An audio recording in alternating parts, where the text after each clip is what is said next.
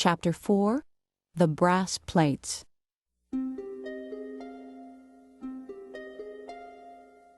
Lehi told Nephi that the Lord wanted him and his brothers to go back to Jerusalem. They were to get the brass plates from a man named Laban. The brass plates were important records. They told about Lehi's forefathers and contained the words of God revealed through the prophets. Laman and Lemuel did not want to return to get the brass plates. They said it would be too hard to do. They did not have faith in the Lord. Nephi wanted to obey the Lord.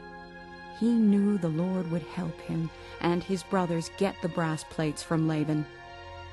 Laman, Lemuel, Sam, and Nephi traveled back to Jerusalem to get the brass plates. Laman went to Laban and asked him for the plates. Laban was angry and would not give Laman the brass plates. Laban wanted to kill Laman, but Laman escaped. Laman told his brothers what had happened. He was afraid and wanted to give up and go back to their father in the wilderness. Nephi said they could not return without the brass plates. He told his brothers to have more faith in the Lord, and they would be able to get the brass plates. Nephi and his brothers went to their old home in Jerusalem and gathered their gold and silver to exchange for the plates. They showed Laban their riches and offered to trade them for the plates. When Laban saw their gold and silver, he wanted it for himself and threw them out. Laban told his men to kill Lehi's sons.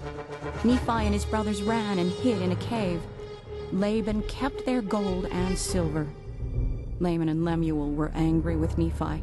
They beat Nephi and Sam with a stick. An angel appeared and told Laman and Lemuel to stop. He said the Lord would help them get the plates. He also said Nephi would become a leader over his brothers. Nephi told his brothers to have faith in the Lord and not be afraid of Laban and his men. Nephi encouraged his brothers to go back to Jerusalem. That night, Nephi's brothers hid outside the city wall while Nephi sneaked inside. He walked toward Laban's house. As Nephi got close to Laban's house, he saw a drunk man lying on the ground. It was Laban. Nephi saw Laban's sword and picked it up. The Holy Ghost told Nephi to kill Laban, but Nephi did not want to kill him. The Holy Ghost again told Nephi to kill Laban, so Nephi could get the brass plates. Lehi's family needed the plates so they could learn the gospel. Nephi obeyed the Holy Ghost and killed Laban. Nephi then put on Laban's clothes and armor. Nephi went into Laban's house and was met by Zoram, Laban's servant. Nephi looked and sounded just like Laban. He told Zoram to get the brass plates. Zoram thought Nephi was Laban, so he gave him the plates. Nephi told Zoram to follow him. Laman, Lemuel, and Sam saw Nephi coming and were scared. They thought he was Laban. They started to run away but stopped when Nephi called to them. Then Zoram realized that Nephi was not Laban, and he tried to run. Nephi caught Zoram and promised not to harm him if he would go with Nephi into the wilderness. Zoram agreed. Nephi and his brothers took Zoram and the brass plates and returned to Lehi and Sariah. They gave the brass plates to Lehi.